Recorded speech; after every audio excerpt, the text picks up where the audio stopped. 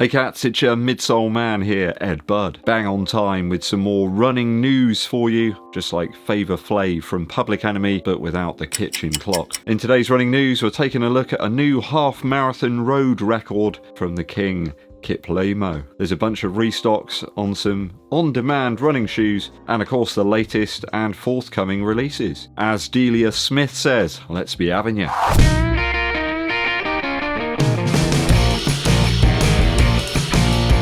Thanks for tuning in, people. It is always appreciated. Welcome to the channel if you've not been here before. Do hit that subscribe button to keep the channel growing, and also give this video a thumbs up like. It helps to push us up to the toppermost of the poppermost, as John Lennon used to say. Drop us a comment as well to help with the YouTube algorithm. Danke schön. First story today, we've got to talk about Jacob Kiplimo. The Ugandan is truly a goat now with the new insane performance at that half-marathon road record. I mean, I always look for good in people, right? This guy has run some banging times in the past. Not like he's suddenly appeared on the scene and can run at an incredible pace for a sustained period. And I see no reason to have any doubt on this amazing record in terms of the great course, the perfect temperatures that you had, and consistent training and pacing as well. Of course, he had the Alphafly 3 on foot, that awesome Volt colourway, perhaps adding a bit of extra bounce and propulsion to his already masterful stride. And putting all of these things together, it's gone in to make a superb effort. I think at only 24 years old, we're going to hear more about this guy as well. He's already a legend, but could it be that you can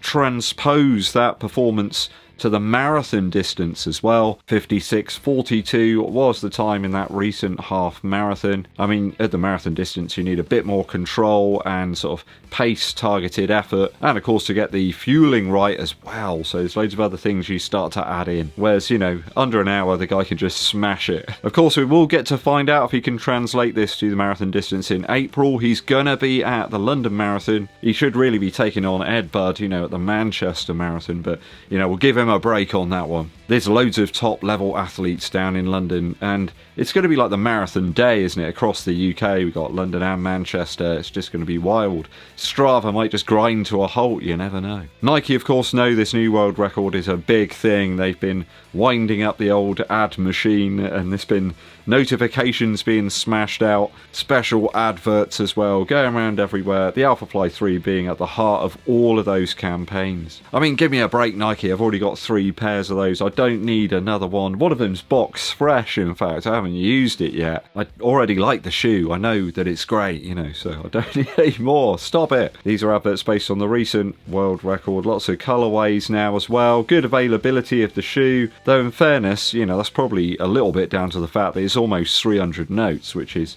you know, a massive amount of money for what is a large amount of cushion. Now, it can't be forgotten that the top 3 marathon times ever are all in different versions of the Alphafly. I mean, albeit one of them is at the Ineos Challenge, you know, the under 2 hour time that Kipchoge recorded, all performed in the Alphafly. So I think it's the Alphafly 2 in Berlin with Kipchoge again, Alphafly 3 in Chicago for Kelvin Kiptum, and of course the original Alphafly at the Ineos Challenge. Has this demonstration of power from the Alphafly 3 tempted you to pick up a pair, perhaps for a race you've got this year? I still see it as more of an option for like the half and full marathon for me. I just think the amount of cushion and the implementation of the technology there just seems to work better over a longer distance. At least this version's a little bit lighter than before, which makes it a bit more versatile, I suppose. Either way, in April we got 2 big marathons. It's going to be very exciting to see how things pan out. Okay, those anticipating the Boston 13 may have to wait a little bit longer. My sources are telling me that April 2025 is where that one will drop. Now, I do know that some people managed to get the shoe early over at the Adidas site. I think they released them in the US perhaps a little bit early by accident, but they certainly seem to be gone now again, so let's say they do appear a bit earlier, but I feel April's probably going to be where it's at. There's more of a rocker here in the Boston 13 and a more 4-foot stack. Carefully tuned this time round. I think perhaps a more of a trainer type feel rather than the quite aggressive tempo like shoe we had in the 12. Do remember that there's more Light Strike Pro here in this version of the shoe, so it may even be a tad softer, which is going to affect the responsive nature of this one. Not everybody wants soft though. I keep going back to Andy the Fod Runner's success in the Adios Pro 3. That one really grew on him. Will he like the Pro 4 as much as the 3? Well, hopefully we'll get to find out if he picks up a pair. All I know is that the shoes are vastly different. I wonder if there'll be some of the new Light Strike Pro in this Boston 13. Never quite know with the 3 Stripe brand. Sometimes they just drop stuff without any fanfare whatsoever over on their website. So, you know, I might be wrong. Yeah, I have been wrong in the past. Just ask my wife. May it be known as I write this script at 7:21 AM on February the 20th, 2025. Sportshoes.com have got a full size run of the Asics Metaspeed Sky Paris in stock. All sizes, aside from a 13, which I'm not entirely sure that they make anyway. I get so many comments regarding this model and the lack of availability, and as such, if you want them in this Illuminate Mint and Black version, yes, that's Illuminate Mint, you'd better get your skates on. Soft, bouncy, and one of my favourite shoes of all time on the channel. Just hold them back a little bit if you do heel strike, because the foam is very fragile. It does break down reasonably quickly. Found that the paint started to come off that midsole as well. It's just one of those shoes that feels great, but it ain't gonna last forever. Just time to get the shoe goo out and do a few preventative measures there. Another shoe in for a restock, and it always sells quickly too, is the Zoomfly 6, here in this bright crimson, cave purple and lime blast version. I mean, this must be the cave purple bit, right? It looks grey to me. Let me know in the comments what you think about that. Love the Zoomfly 6, but this colourway, for my use, will just get mulched up and look like a pop star at a muddy music festival in no time. So one for the warmer climate, sunny day runners, if any. There's a full size run of these over at sportshoes.com right now. I bet there's more colourways to come as well. The Zoomfly in the past had loads of great options.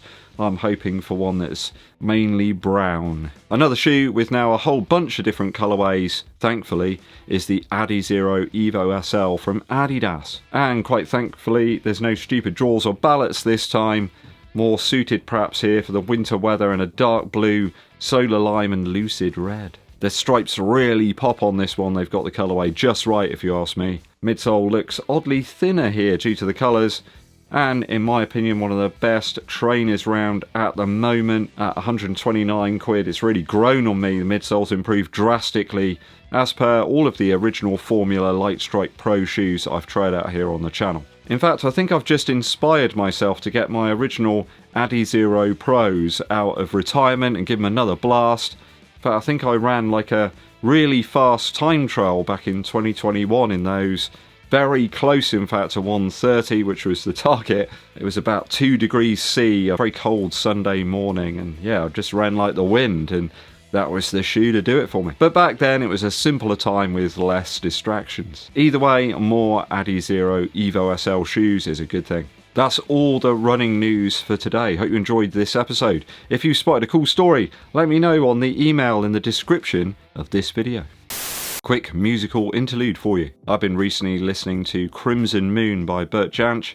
I picked that one up back in 2000. I can't quite believe it was that long ago. Wonderful tracks here. And he's accompanied by Bernard Butler and Johnny Marr on some of them as well. So if you're a bit of a guitar head, this is absolutely one to check out. The Riverbank is a wonderful track. Really deep kind of murky river here of sound. Beautiful traditional sort of feel about the production as well. All about the playing, all about the songs here. Then you've got the almost jazzy title track, Crimson Moon. There's some fantastic playing from Bernard Butler on that one. I think he's probably using his ES330 Gibson.